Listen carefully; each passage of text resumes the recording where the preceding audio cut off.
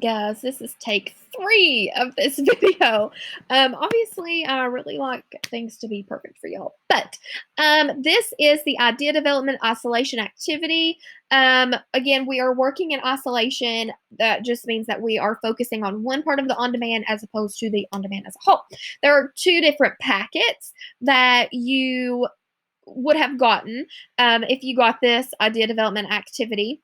And if you didn't get the idea development activity and you're just on here anyway, good for you. That is called taking some initiative for your own learning. That is awesome. I'm first going to go over the one about the principal presenting your position on the use of cell phones during the school day. If you don't have that one, do not tune me out. Do not tune me out because these are the same thing. I'm only going to explain the one, and then I'll show you what the other one looks like and just kind of show you the differences. There's not many differences at all. So this is the one that we're looking at first. If you notice, it has arrows. And if you will look, these arrows are going they're going up. So they're not going down, but they are going up. So this is starting at I mean, and it is pointing up to the first support. So, and it tells you exactly what you need to do right here. So it says, first, allowing your students to use their cell phones during the school day is just asking for trouble. And that part right there is voice. And that we know that that takes you right from here to like way up there. So if you will look, it says, explain why you gave that support idea. So you can even say, okay, Miss Jackson writes this on my paper all the time. She says, why, how do you know? Why would this happen? That's what this is asking for, okay? So why would allowing students to use their cell phones during the school day, why is that just asking for trouble? Well, here's an example. Please don't write this down because I really want you to be able to push yourselves beyond what I am actually giving you. I can always go back and watch it in the video. Really, guys, just really try to push yourselves beyond what I'm giving you in this video example. I mean, when students have their cell phones on them, that is typically all they can focus on. With this major distraction, it is very unlikely that they are going to be paying attention to the teacher. So I've just said why. I've given one explanation as to why cell phones during the school day are just asking for trouble. Well, it's a distraction. Is that the only way that you could go with that? No. One thing when I was talking that actually popped into my mind, you could also pull in social media and the negative effects of social media and that being at school. We touched a little bit on that with the advantages and disadvantages prompt that we did when we were together at school. So that is another route that you could go. Now, in your example, we know that whatever we said up here in I mean has to be acknowledged in the example. And so here's our directions right here. It says, give an example of your explanation. Well, my explanation was that students are going to be distracted. That's all they can think about. So I could say, for example, when I have my cell phone out at the dinner table, I miss all of the conversation that my family has had. I have no idea what they have talked about, and then my mom gets mad at me. Consequently, she takes my cell phone from me and grounds me. So obviously that was probably not the most well-written example of that. However, I gave an example of me being distracted by my cell phone. Now, was I at school? No. Did I have to be at school? No. I just had to give an example of me being distracted by the cell phone because that's what I set up here. So I'm going to try to write distracted up here with my pencil. We might just get no, we can get distracted, just so we can kind of remember what we talked about. So down here, we gave an example just so I can kind of remember. These are just my notes to myself. Look at that fancy letter D there. Dinner. I gave an example of me being distracted at dinner. Now, I'm very glad that we are actually doing this idea development activity because not only will it allow you to elaborate in your examples, and remember, in your examples, guys, you have to use vivid detail You have to use vocabulary. The 1 and 2 sentences just are not cutting it. And I'm not asking you to meet a sentence quota. I'm asking you to give sufficient detail and really pull in that vocabulary. The 1 and 2 sentences are just, we cannot do that towards the end of 5th grade. We're well beyond past that. So consequently, this is where we really have room for growth too. This is where we are asked to give a direct result of the very last thing that we said in our example.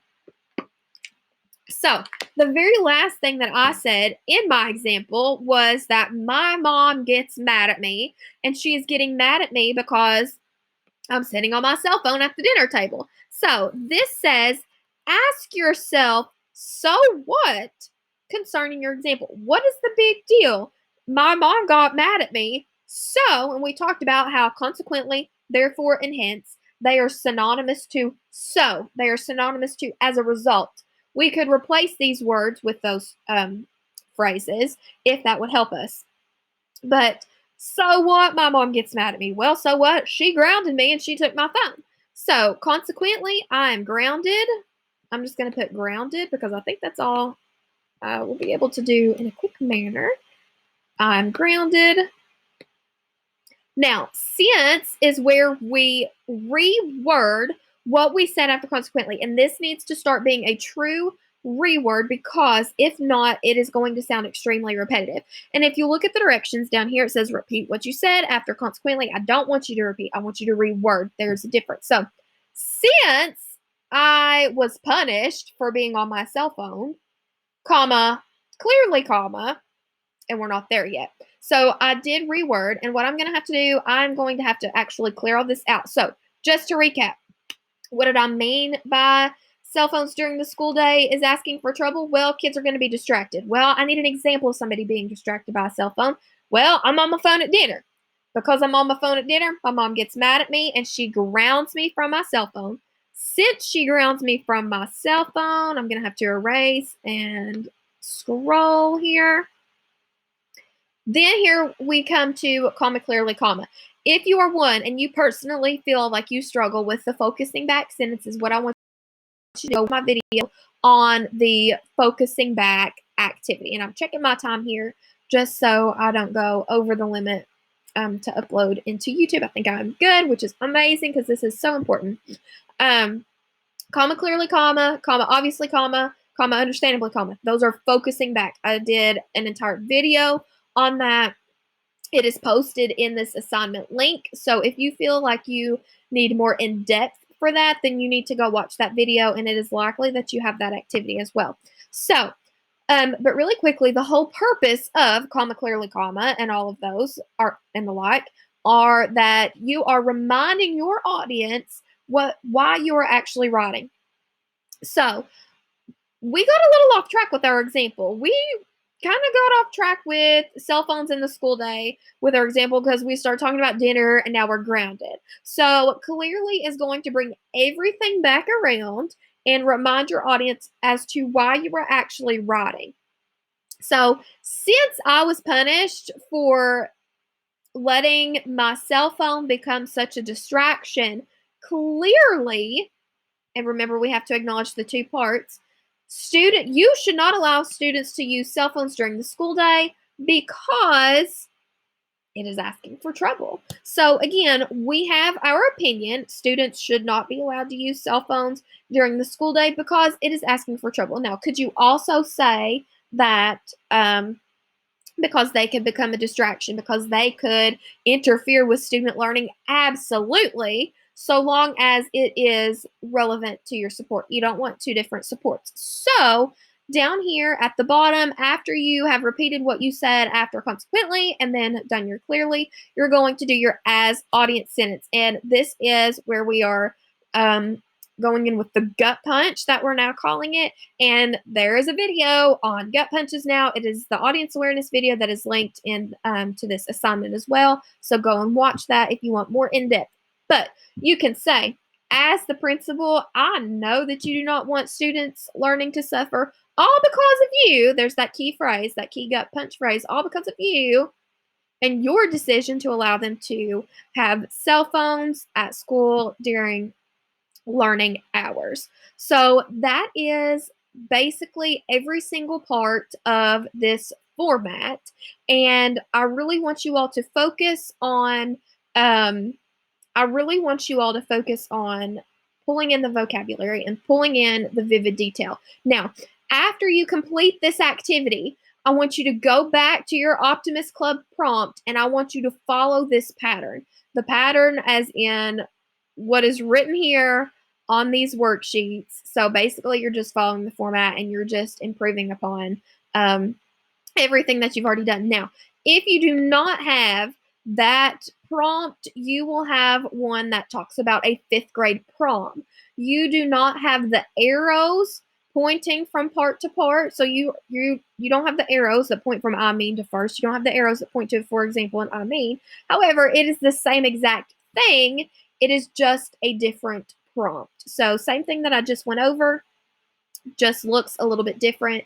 You are going to go through the same steps and the same process as well. So if you have any questions after this video, feel free to reach out to me. And if you feel like you need another video to answer your question, I will definitely make that for you. Guys, if you have any questions, just let me know, and happy writing.